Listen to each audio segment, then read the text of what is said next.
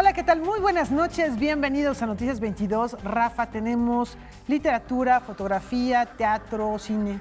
Así es, mi querida Laura, qué gusto saludarnos, un programa muy variado y nos va a estar acompañando en el estudio Adriana Abdo para hablar de este libro. Apreciable señor Wittgenstein, que habla de unas cartas que envió un pintor expresionista austriaco, George Trakl, a Ludwig Wittgenstein, este gran filósofo del lenguaje. Una propuesta muy interesante y además en el estudio también estará Marco Antonio Cruz platicando de fotografía. Con Angélica Abelleira en Pulsiones. Y por si esto fuera poco, tenemos recomendaciones cinematográficas con Julio López, no solo uno de los estrenos más esperados del verano, sino también Valerian. Realidad aumentada Y realidad virtual en el cine. Esto y mucho más aquí en Noticias 22. ¿Comenzamos?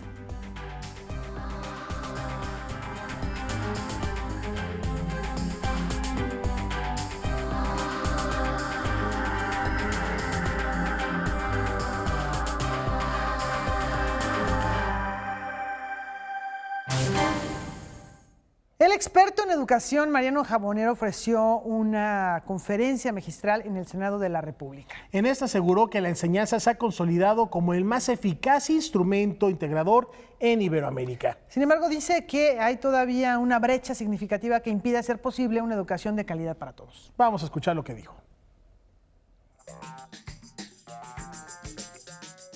La situación de la educación en América Latina en este momento se caracteriza por dos o tres elementos básicos. Uno de ellos es que hay una cobertura mayor que nunca. Sin embargo, no todas son buenas noticias. Según Mariano Jabonero, consultor y experto en educación, que ha trabajado para la UNESCO y la Organización de Estados Americanos, y se encuentra en México para dictar una conferencia magistral sobre el tema en el Senado de la República. La calidad de la educación en América Latina es una calidad baja y además lo más preocupante es que avanza muy lentamente. Es una calidad de educación baja y inequitativa, que además genera bastante desigualdad. En tercer lugar, el factor que caracteriza a la educación en América Latina es que en este momento interesa. Es también una buena noticia, está en las agendas políticas de los gobiernos y además de eso está también en los intereses de los ciudadanos. Los ciudadanos tienen esperanzas en la educación, creen que con la educación sus hijos van a ser mejores personas, van a tener mejores trabajos, van a ser más felices. En cuanto a la reforma educativa propuesta por el presidente Enrique Peña Nieto, Jabonero tiene una opinión favorable. Creo que la apuesta del gobierno mexicano es interesante, es innovadora, tiene un gran apoyo de organismos internacionales, tanto de la OCDE como de la UNESCO, por lo cual hay un gran apoyo externo, un deseo de compartir esa experiencia y además se centra en los puntos claves de mejora educativa, que son el profesorado, la formación del profesorado, los directivos, la inclusión educativa y además una reforma curricular basada en unas competencias. Noticias 22, Irma Gallo. Creadores de la palabra y de la escena a lo largo de 50 años reciben un premio. Marcela del Río, Jorge Esma Bazán y Willebaldo López son los que son reconocidos con la Pluma de Oro que otorga la Sociedad General de Escritores y el INBA. Por su trayectoria dedicada al teatro mexicano, los dramaturgos Marcela del Río, Willebaldo López y Jorge Esma fueron galardonados con el premio La Pluma de Oro que otorgan el Instituto Nacional de Bellas Artes y la Sociedad General de Escritores de México. Con 60 años consagrados al arte dramático, Marcela del Río es autora de obras como Fraude a la Tierra, El Pulpo, Tragedia de los Hermanos Kennedy, La Telaraña y El Sueño de la Malinche. La trayectoria en sí no son más que recuerdos, ¿no? Pero lo que sí interesa es que los reconocimientos muchas veces sirven de impulso para que uno siga trabajando. Si uno trabaja y piensa que está escribiendo en la arena del mar, entonces empieza uno a trabajar con menos aliento que si uno recibe un reconocimiento. Yo escribo en todos los géneros. Y desde luego el teatro para mí es el género en donde uno puede dirigirse más directamente a los auditorios, porque en la novela no sabes quién te va a leer, En cambio, en el teatro tienes a tu público enfrente, lo ves reaccionar a lo que tú escribiste. Entonces, el teatro es una manera más directa de comunicarse uno con el público y de saber por sus reacciones cuando está recibiendo el mensaje que uno quiere dar. Por su parte, los dramaturgos Guilebaldo López, quien escribió piezas como Los arrieros con sus burros por la hermosa capital, y Jorge Esma, autor de Mariposa Monarca, que quede bien claro, recibieron este galardón por 5 décadas de trabajo como dramaturgos. Que voy yo prácticamente viviendo dentro de la ciudad misma, ¿sí? Y luego ya dentro del México mismo, a través de la historia, con mi obra Yo soy Juárez, ¿sí? Con mi obra reciente, la última más reciente también, que es Un guerrero muy Gonzalo, ya hablando de la historia. Y así sucesivamente, todas mis obras tienen una relación muy directa con los conflictos humanos, pero sobre todo mexicanos. El teatro mexicano requiere de más apoyo, sí. Requiere de más visión, sí. Requiere de que las autoridades, la Compañía Nacional de Teatro, debe tener una compañía, dentro de la compañía un módulo, ¿no? Si nos vemos espacialmente, un módulo que solo haga teatro mexicano. Noticias 22, Karen Rivera. Felicidades a estos creadores de la escena y les vamos a platicar acerca de una producción televisiva que se presentó esta mañana. Así es, en la sede del Sistema de Radiodifusión del Estado mexicano. Se llama Vidas y Bebidas, un programa en el que conoceremos la diversidad de bebidas destiladas, que México tiene una amplia tradición. Los alipuses, pero no solo de México, sino también iberoamericanos. Se presentó en las instalaciones del Sistema Público de Radiodifusión del Estado mexicano la serie Vidas y Bebidas, con la presencia de los directores de los más importantes medios públicos del país.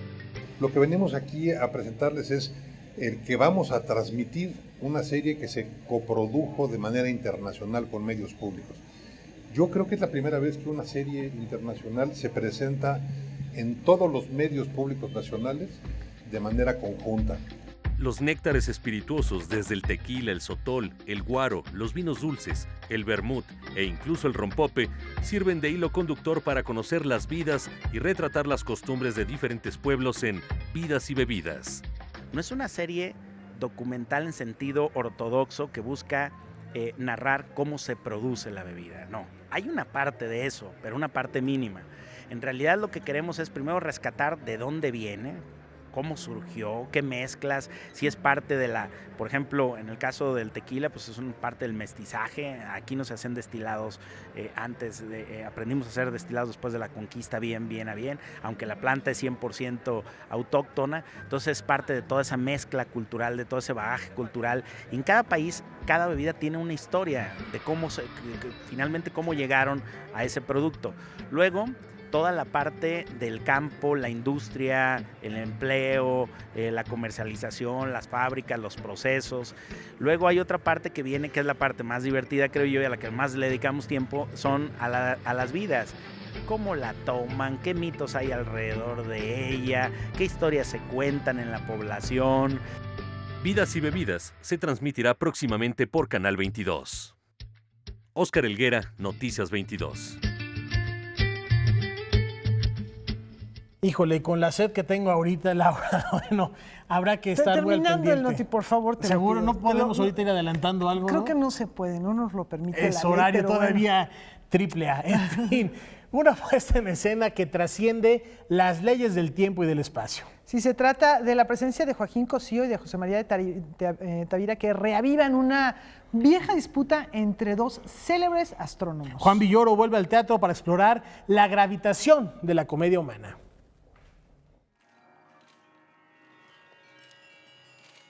El encuentro que los astrónomos Tycho Brahe y Johannes Kepler tuvieron en el año 1600 para descifrar las órbitas de los planetas es el eje temático de la obra La desobediencia de Marte. Escrita por Juan Villoro, la puesta en escena está inspirada en el libro Los sonámbulos de Arthur Koestler, publicación que el escritor mexicano leyó durante su residencia en Berlín Oriental en 1982. Y esta obra, Los Sonámbulos, es la historia de la conquista del cielo, cómo desde el principio de los tiempos se fueron resolviendo los enigmas para explicarnos qué es lo que ocurre en el universo. Tycho era el mejor observador fáctico del universo. Tenía tablas de medición que no habían tenido ni siquiera los astrónomos de Alfonso el Sabio. Nadie había visto el cielo con tal minucia, a tal grado que él descubrió la aparición de una nueva estrella, una supernova, a ojo desnudo. Conocía también el firmamento, que de pronto dijo, ese puntito ayer no estaba ahí. ¡Detesto los minutos! Por su parte, Kepler, quien tenía muy mala vista, era un teórico eminente. El encuentro entre ambos científicos es interpretado por los actores Joaquín Cosío y José María de Tavira, bajo la dirección de Antonio Castro y el diseño escenográfico del artista visual Damián Ortega. Tenía Saturno en la 7ª casa y eso lo llevó a las armas de fuego. Hay un cambio en la obra y se mueve ella en estos dos planos. De lo más lejano, los confines de la galaxia, pasamos a lo más próximo, lo más cercano, la rivalidad entre dos actores que han tenido trayectorias distintas, pertenecen a generaciones diferentes y de alguna manera establecen en escena una relación padre e hijo, la relación de la filiación. Y creo que lo que es muy atractivo de la obra es que, bueno, como están estos dos planos, el plano de los personajes históricos, de los científicos, de repente empiezan a rebotar en los personajes contemporáneos y llega un momento donde uno ya no sabe en cuál de los dos planos está. Todas las tablas. Tienes a Marte. El recalcitrante Marte nunca obedece. La desobediencia de Marte se presentará a partir del 4 de agosto en el Teatro Helénico, de viernes a domingo hasta el 1 de octubre. Noticias 22, Karen Rivera. Las historias de astrónomos. Fascinante, y además con el sentido del humor que imprime Juan Villoro a la hora de adaptar este texto al teatro, vale la pena darnos una vuelta al Centro Cultural Helénico. Y con esta invitación nos vamos a una pausa, pero al regresar, Laura. Adriana Abdo aquí en el estudio. Volvemos.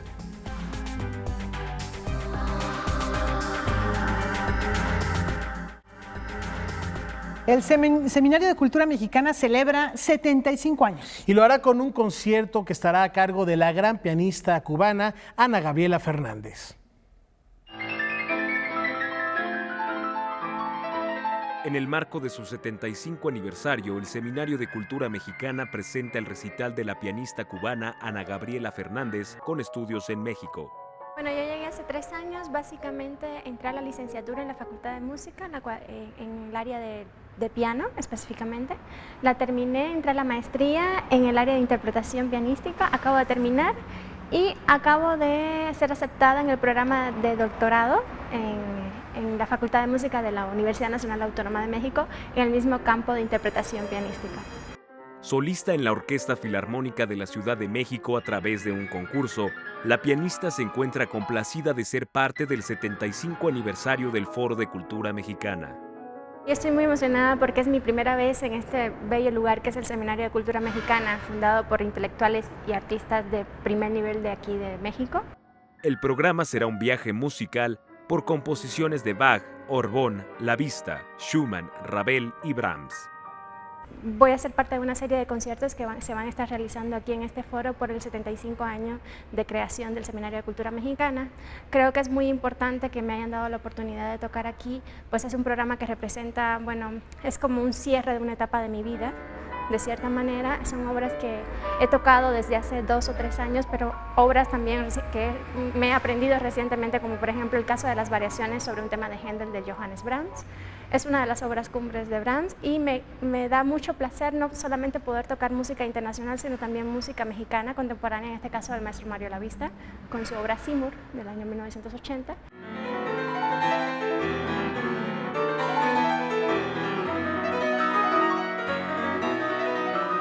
Me va a dar muchísimo gusto verlos por aquí, la entrada es libre, el cupo es limitado. Sábado 5 de agosto a las 12 del día con un programa muy variado desde Johann Sebastian Bach hasta Mario Lavista. Con información de Salvador Perches Galván, Francisco Hoyos, Noticias 22.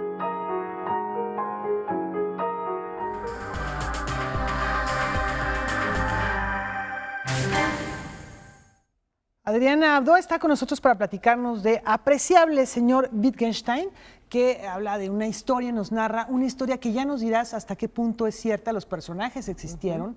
George Trakl, un poeta expresionista que tenía ciertas perturbaciones mentales o psicológicas de personalidad, y el gran filósofo del lenguaje, Ludwig Wittgenstein, un vienés que pues él es mundialmente conocido, quizá en el caso de George Trakl no sea un personaje tan visible para el común denominador del público, pero la historia arranca de una manera muy atractiva y sobre todo con este misterio.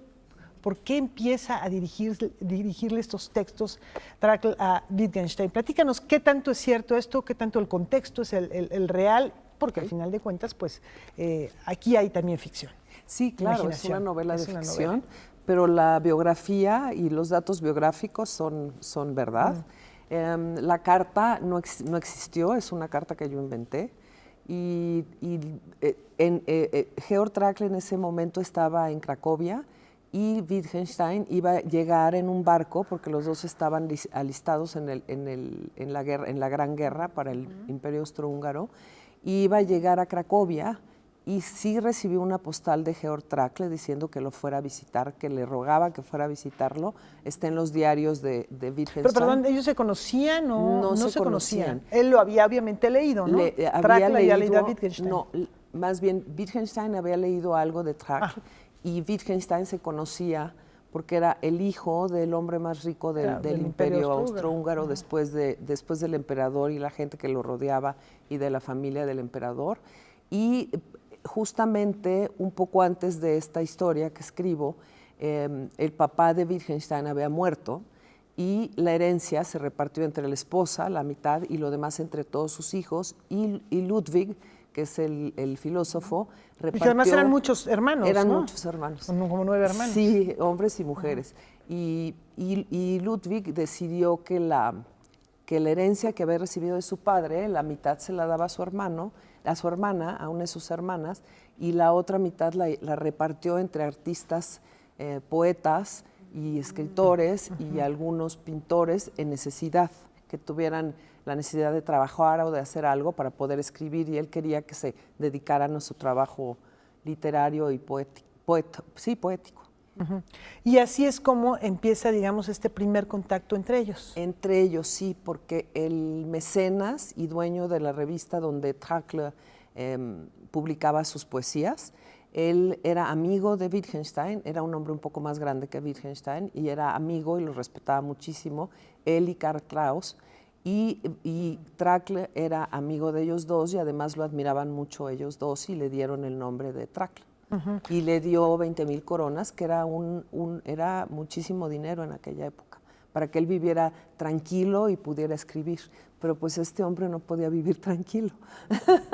Y además no era un hombre que le gustara el dinero, le tenía muchísimo miedo al dinero. Decía que el dinero corrompía y que el dinero podía ser, que nada más se necesitaba cuando realmente querías comer y querías hacer algo que necesitaras, como algo de salud o para ayudar a alguien que estuviera cerca de ti. Le tenía mucho miedo al dinero.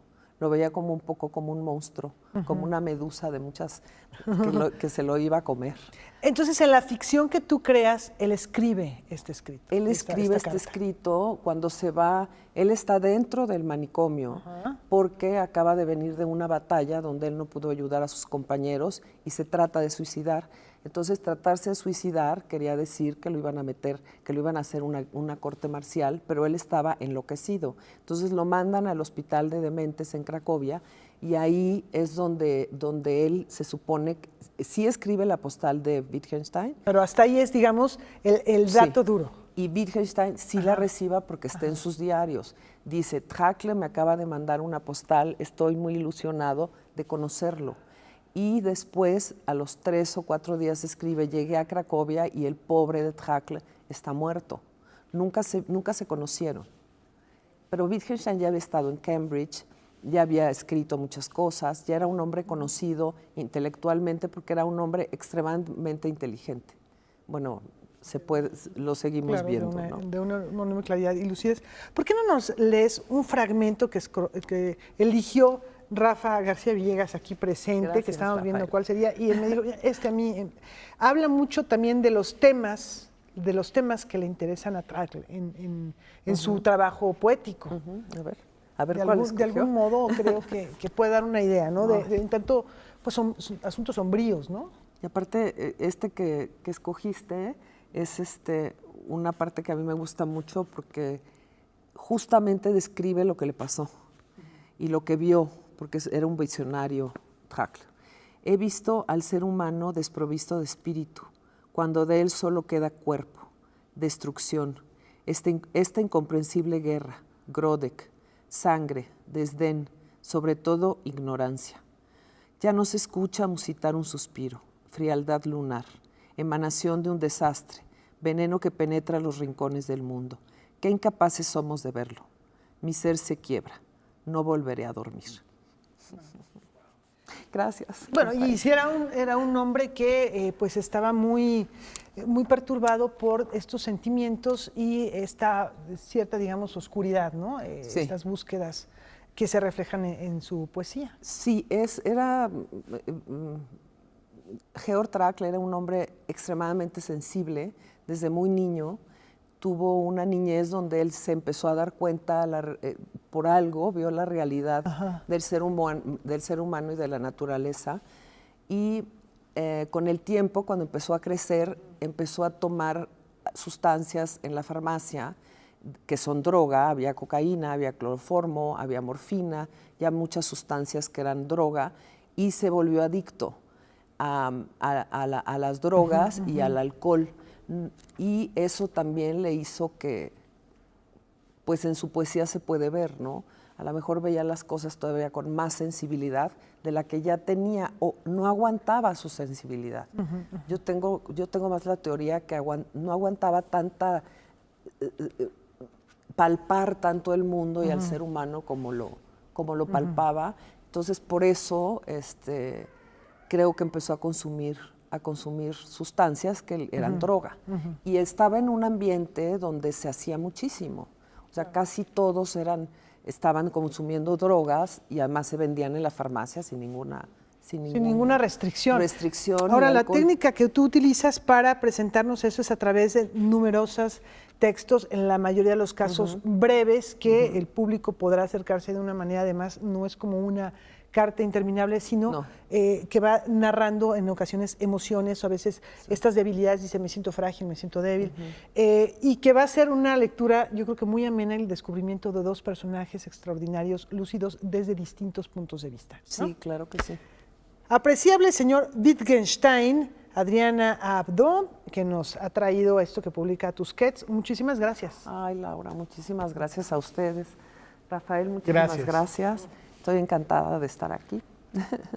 Muchas gracias, Adriana. Y pues en efecto, ¿qué podemos hacer todos los que no aguantamos el mundo? También esa vez la pregunta que nos hacemos. Y aquí hay un bálsamo. Bienvenida y gracias por habernos acompañado. Y en otros temas, inspirado por una nota roja, Edgar Chías reinventa el mito de Edipo. Es un amanecer muy hermoso. Y Olinda camina desnuda, etérea pero rotunda, sin prisa, hacia la caseta de Cota del Sur, a la entrada principal de la ciudad.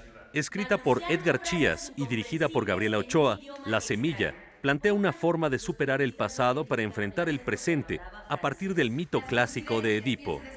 Existen diversas versiones de este mito y en todas ellas se describe a Antígona como una mujer valiente de moral recta dentro de una familia marcada por la tragedia. Se trata de un drama que se ha reinterpretado a lo largo de los siglos. Y le susurra, sin estar segura de que la chica pueda entenderlo.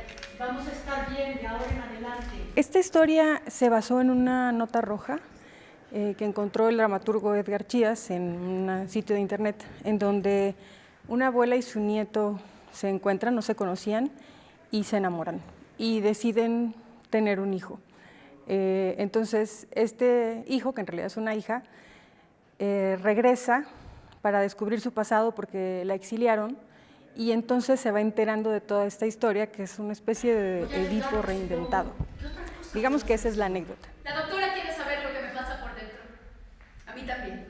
A mí también me gustaría llegar a saberlo algún día. A partir de eso, él imaginó cómo podría ser esto y lo usó como detonante para hablar de la decadencia de nosotros como especie, como seres humanos que hemos abusado de la naturaleza y de todo esto, y proponer un cambio. O sea, es decir, nosotros venimos heredando como toda esta destrucción y todo del desastre, y queremos como plantear poder parar para dignificar el futuro. ¿Cuántos años tenías cuando te fuiste? 11. ¿Cuántos tienes ahora? 26. A través de la escenografía de Jesús Hernández, recientemente ganador en la edición 2017 del certamen World Stage Design, que tuvo lugar en Taipei, Taiwán, se trata de plantear un espacio abstracto, pero que también remite a lo figurativo, en donde los personajes transitan por dos espacios: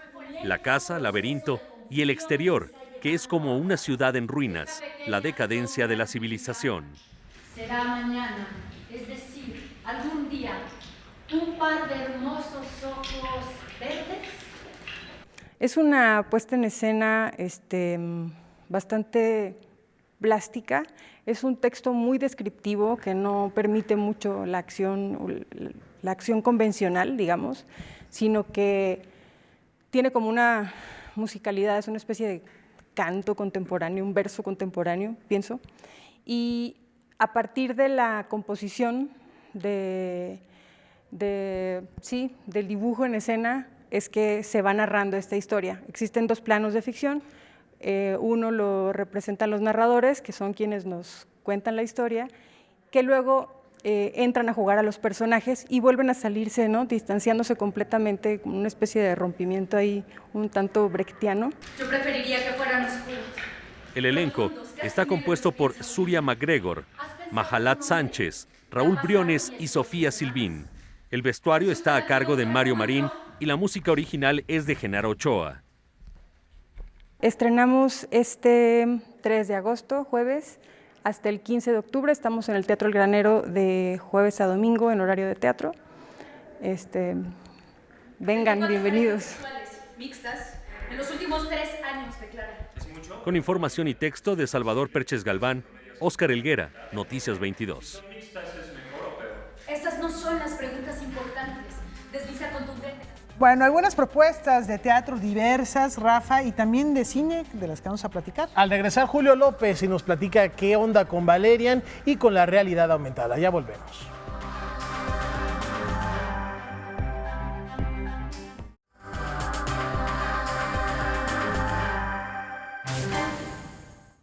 ¿Qué tal, amigos? Muy buenas noches. Laura, Rafa, pues ya estamos aquí para hablar de cine y para hablar de una propuesta muy interesante que es la segunda edición del Festival VR. Vamos a ver de qué se trata. Un tratamiento especial. En conferencia de prensa fueron anunciados los últimos detalles de la segunda edición de VR Fest, un encuentro multidisciplinario que tiene por objetivo difundir y dar a conocer lo más destacado en el ámbito de realidad virtual, realidad aumentada y realidad mixta.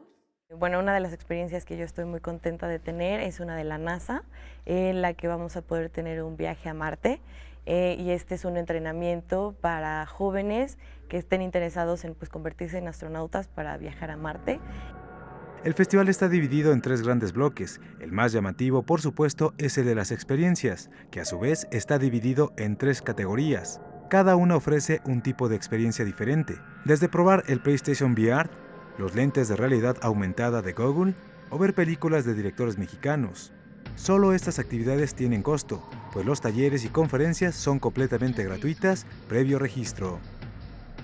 En realidad virtual y todas estas tecnologías puede haber una variación en la narrativa en la que no solamente es lineal, sino puedes tú llegar a tomar muchas decisiones. Entonces, bueno, ella tiene mucho conocimiento en esto y va a venir a dar unas clases muy buenas. La última parte está dedicada a la industria, pero no es menos importante. En México ya hay empresas como Viera Week, que desarrollan tecnología, producen cortos como Ávido y además tienen en el Estado de México una sala para visualizar este tipo de productos.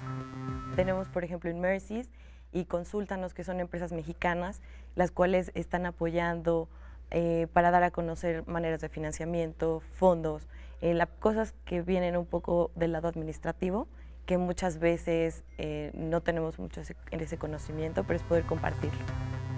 VR Fest se llevará a cabo los días 15 y 16 de agosto en el Centro Cultural del Bosque. Noticias 22, Julio López.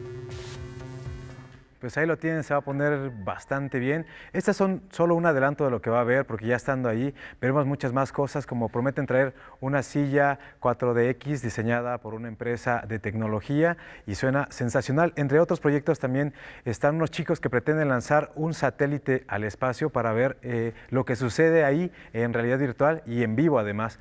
Pero son solo algunas de las propuestas que tienen. México es pionero en esta tecnología y está a la par ahora mismo que otros países como Brasil, como Grecia, que van a estar también de visita aquí en este evento audiovisual. Y en otras cosas también tuve la oportunidad de platicar con el director del IMCINE, Jorge Sánchez, acerca de los proyectos y lo que se viene. Por supuesto, el tema más candente es la inclusión del cine en el Tratado de Libre Comercio. Esta es... En materia de cine, el gran tema sobre la mesa es la renegociación del Tratado de Libre Comercio para América del Norte. Es más que sabido que Hollywood avasalla la industria nacional. Las películas mexicanas permanecen muy poco tiempo en la cartelera comercial. Hace unos años nuestro cine se veía principalmente a través del mercado informal, hasta la llegada de las plataformas digitales como la que apoya el IMCINE, Filming Latino. No lo veo como logro, pero sí como una política coherente, ya que estamos inmersos en el mundo del audiovisual, el que este instituto y el cine mexicano en lo general pues tenga una actitud y una posición y esté presente dentro de las opciones digitales. La exhibición en cartelera comercial sigue siendo el cuello de botella, una industria que de seguir así podría colapsar. Estamos satisfechos. Mira, hemos logrado el año pasado 30 millones y medio de espectadores. Eso es un número muy importante dentro de la historia en general del cine nacional y eso representa como 10.5 del total de espectadores que van al cine en México. Han pasado ya varios años. También es del conocimiento público que muchas de las cintas que se estrenan en la Ciudad de México nunca llegan a otros estados de la República. Con el programa Semana de Cine en tu Ciudad, han logrado llevar a lugares alejados las más diversas propuestas fílmicas. Pues es un fenómeno del cual sí nos sentimos muy orgullosos porque estamos llegando a los 32 estados. Y eso es una maravilla. Ojalá y tengan oportunidad de estar en alguna de los eventos de cine mexicano en tu ciudad. A ver, foto, ahí, todos. No es la primera vez que se instaura, pero sí la primera vez que se realiza con la intención de darle seguimiento. Por fin tendremos el Día del Cine Mexicano. Viene el 15 de agosto, vamos a estar con funciones en la Cineteca Nacional desde las 11 de la mañana, también en Monterrey, también en Tijuana, también en Zacatecas. Es un punto de arranque para no dejarlo así nada más en lo declarativo. Es un traguito para la digestión. Noticias 22, Julio López. Bueno, también como ya se los habíamos platicado hace un par de días, está aquí en nuestro país el director francés Luc Besson promocionando su más reciente película Valerian. Nosotros estuvimos presentes en la conferencia de prensa, donde además le echó flores al cine nacional. Vamos a verlo. This mission is a simple in and out. Valerian y la ciudad de los 1000 planetas ha causado mucha expectativa. Es considerada la película más costosa en la historia del cine francés. Está basada en el exitoso cómic homónimo que este año cumple medio siglo de haber sido publicado y además al frente del proyecto se encuentra el reconocido director Luc Besson, quien acompañado de los protagonistas de su historia visitó nuestro país para promocionar la cinta. Technology for me, it's a tool. You know, one day we start films, it was in black and white, there is no sound. And then one day you have a new tool, which is the sound. And then after we have the color, and then the stereo. So we're lucky every time we have new tools. James Cameron with Avatar creates numbers of tools that we can use now for special effects. So I was very lucky to be able to use them, to use these tools. But I'm not a technologic person at all. Matter of fact, I don't have a computer.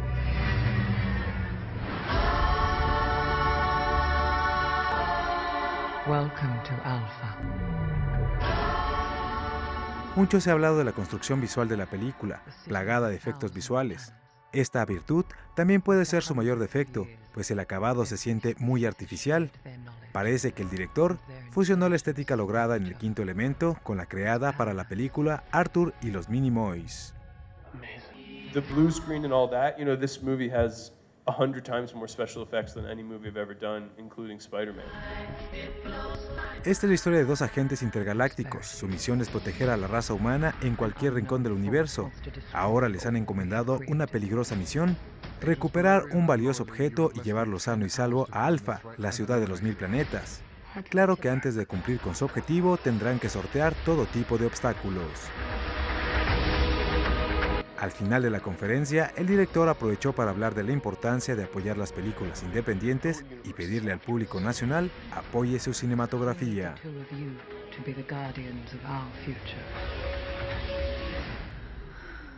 Every country around the world have a national cinema, and Mexico has one, and it's pretty good. And it's very important. I know you do your job, you make critics, you say, oh, this is good, this is bad, but support them, please, because we need the independent cinema everywhere, and the national Mexican films, the directors, I met few of them sometime, they're good, so support them, support your boys. How much time left? Our destiny is in your hands. Noticias 22, Julio López. I taught him how to do that. Bueno, pues ahí lo tienen, ustedes tienen la última palabra para ver o no ver esta película. Desde mi punto de vista queda de ver y es una de las recomendaciones de este fin de semana. Y otras recomendaciones nos tiene nuestro compañero César H. Meléndez. Yo los dejo con él.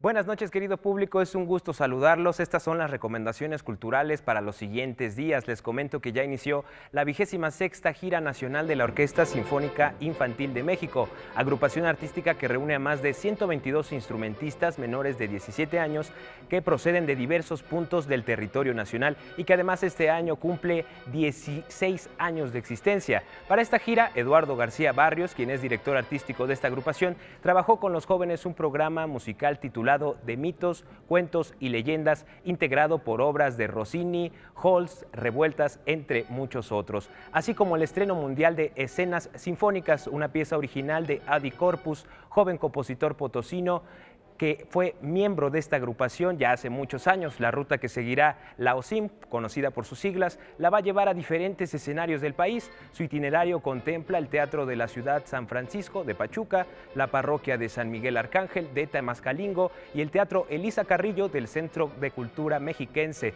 ambos ubicados en el Estado de México.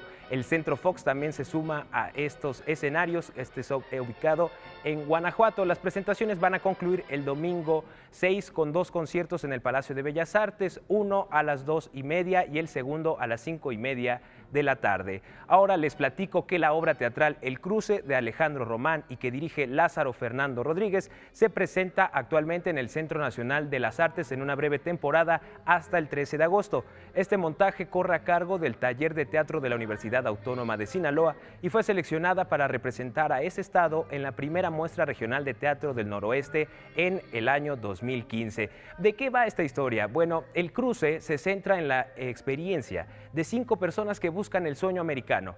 Una mujer que intenta regresar para reencontrarse con los hijos que dejó en Estados Unidos. Un joven que por primera vez quiere cruzar con el fin de ganar dinero y ayudar a sus padres.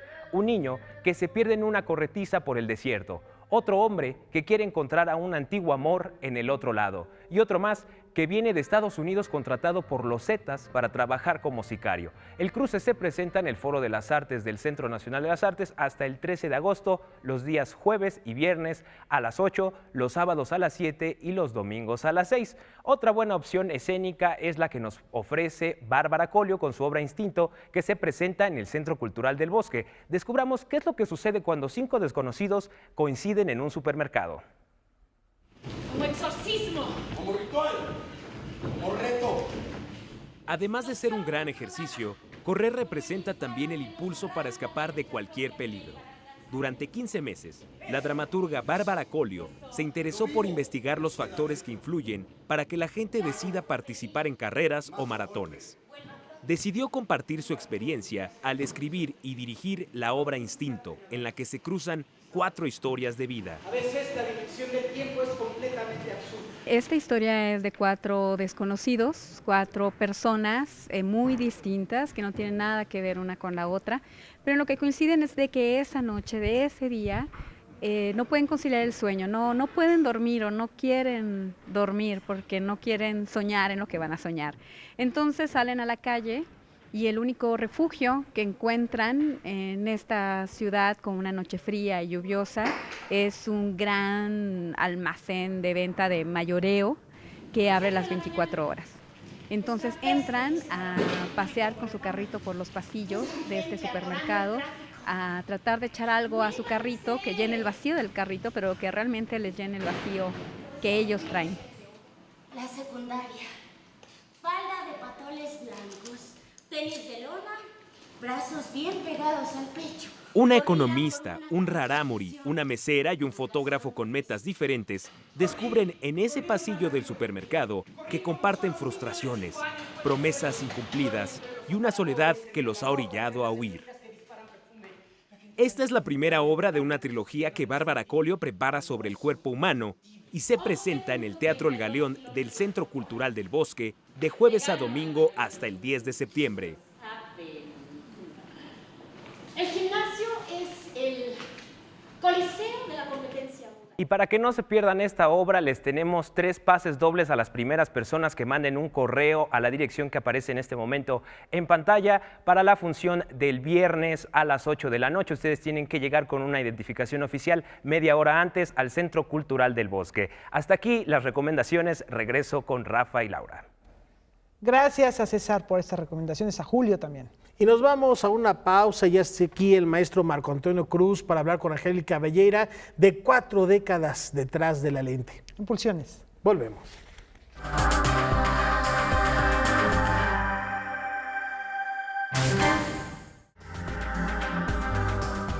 Este día se inauguró en el Museo Palacio de Bellas Artes la exposición que nos muestra el trabajo en conjunto que desarrollaron Leo Matis y David Alfaro Siqueiros. Vamos a conocerlo. Una selección de 4 series de imágenes que el fotógrafo colombiano Leo Matis tomó a petición de David Alfaro Siqueiros, mismas que revelan la influencia de la fotografía en el desarrollo de los murales y pinturas de caballetes del artista mexicano. Se exhiben en el Museo del Palacio de Bellas Artes. De lo que trata tanto esta exposición como la de San Ildefonso es enmarcar a Leo Matis en este panorama, digamos, de su vida en México, influenciado, por supuesto, en el fondo un poco más hacia Orozco y, por supuesto, todos los artistas con los cuales él tuvo esta relación, ya que específicamente con Siqueiros, ¿no? Y de manera muy puntual con lo que sería el Tormento a Cuauhtémoc y del mural de Nueva Democracia, digamos, lo que sería Víctimas del Fascismo. Mi papá conoce a Siqueiros porque le pide a la revista Norte de Estados Unidos que venga a hacerle un reportaje y se fascina con Siqueiros. Y él con el fotógrafo, porque ya había oído hablar mucho de Leo Matis y quería un fotógrafo para sus proyectos, ¿no? Le ofrece a mi papá trabajar para hacer kilómetros de murales y donde él iba a ser el director de fotografía, así que mi papá se emociona con el proyecto y hace 500 fotografías que se las entrega a Siqueiros. Y después mi papá se va de viaje y por eso no sabía qué fin habían hecho estas fotografías, sino cuando regresa a México hace 70 años que se encuentra con esta exposición en este mismo sitio. Eso fue realmente lo que pasó. Leo Matis regresó a México en 1947 y después de visitar la exposición de Siqueiros en Bellas Artes, acusó al muralista mexicano de utilizar sus fotografías para trasladarlas a cuadros de pequeños formatos y no a murales como le había prometido. La amistad se rompió completamente. Matis terminó en el 48 regresando a Colombia y jamás se volvieron a hablar.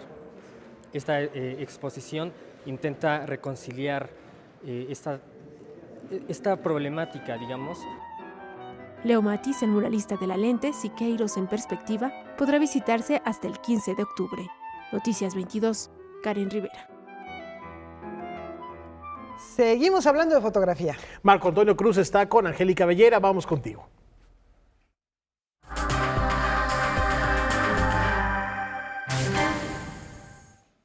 Buenas noches, estamos muy contentos esta vez por tener a Marco Antonio Cruz con nosotros. Vamos a ver una cápsula y regresamos a platicar con él. Es un artesano de la imagen y un experto con la luz. Retrata los mundos y su gente con toda su carga de matices y metáforas.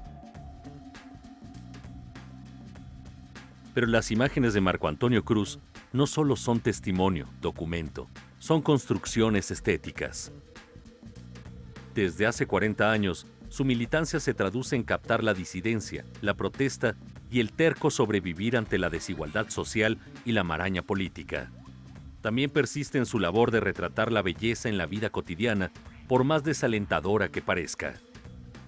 El fotoperiodismo es un camino, y en él ha creado escuela a través de medios impresos y agencias donde evolucionó su mirada, de Así es y Oposición hasta La Jornada, Imagen Latina y Proceso.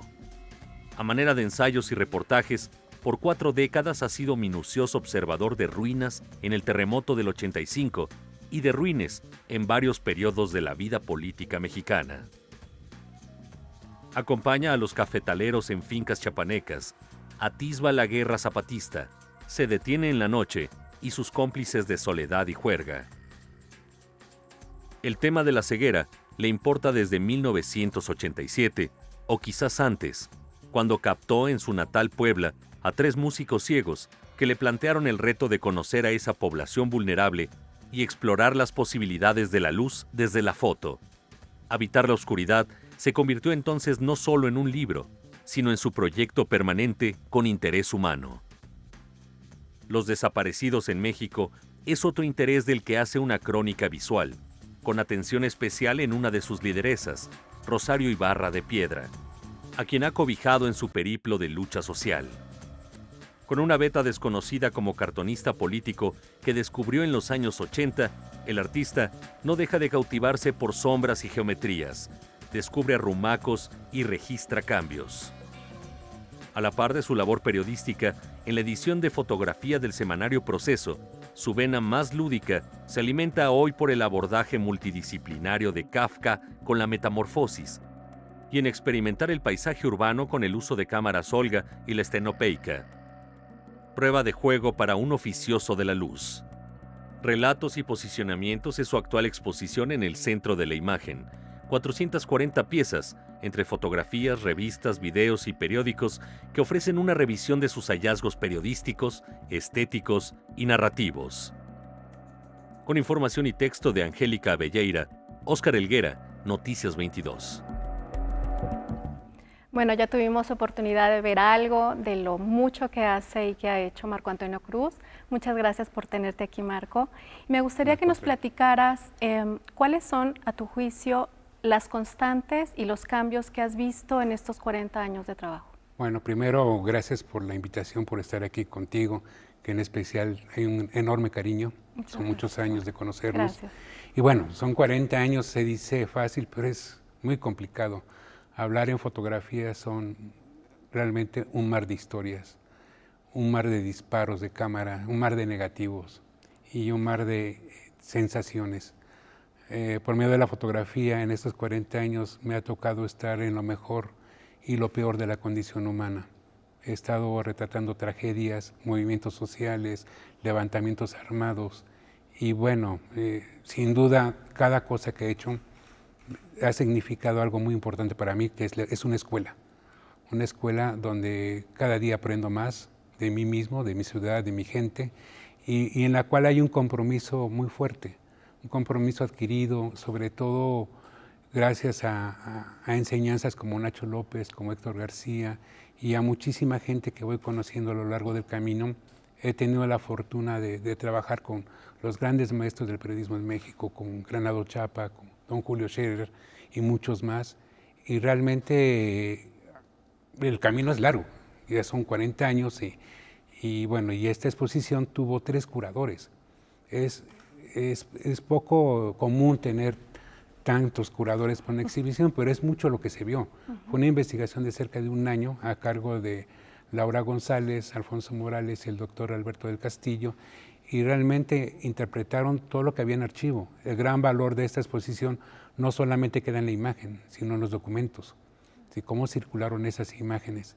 Y sin duda, haciendo una revisión de todo lo que he vivido, pues realmente he sido afortunado por todo lo que he hecho.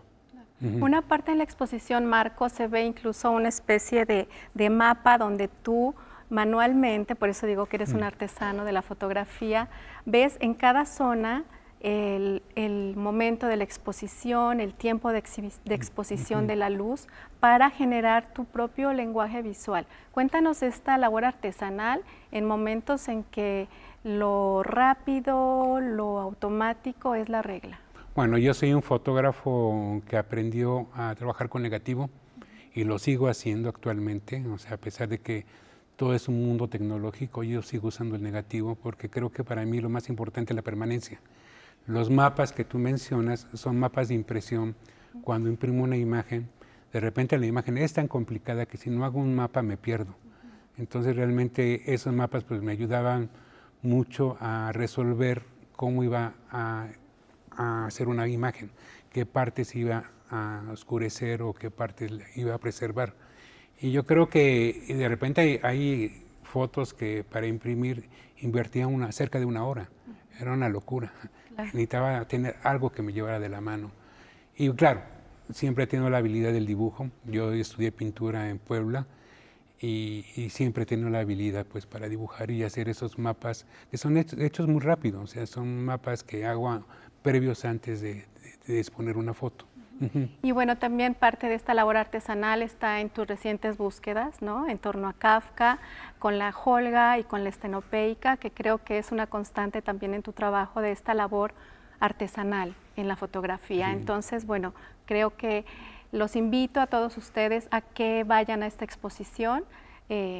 Marco no tiene ahora una página web, pero pueden visitar esta exposición y mediante Facebook él también hace como una promoción y difusión de su trabajo. Muchísimas gracias, Marco, por tenerte aquí. Gracias. Volvemos con ustedes, Laura y Rafa. Muchas gracias, Angélica. Ya no se hacen fotografías así de verdad, en toda la extensión de la palabra, ni con las técnicas, ni con esa calidad a la hora de apretar el obturador. Muchas gracias, Marco. El conocimiento, ¿no? Sí, de todas estas posibilidades te da la capacidad de moverte de una a otra. Celebramos tu presencia aquí y vamos al Centro de la Imagen, por supuesto, a recorrer esta muestra. Y nos despedimos. Cumple 91 años la leyenda Tony Bennett, Laura. Sus discos de duetos, qué maravillosos. Le encargamos a nuestro director de cámaras que eligiera su favorito. Vamos a ver cuál es. A ver qué resultó. Y con esto los dejamos. Nos vemos mañana, hora de costumbre, Noticias 22. Buenas noches. Let him touch you and watch what happens. When someone can look in your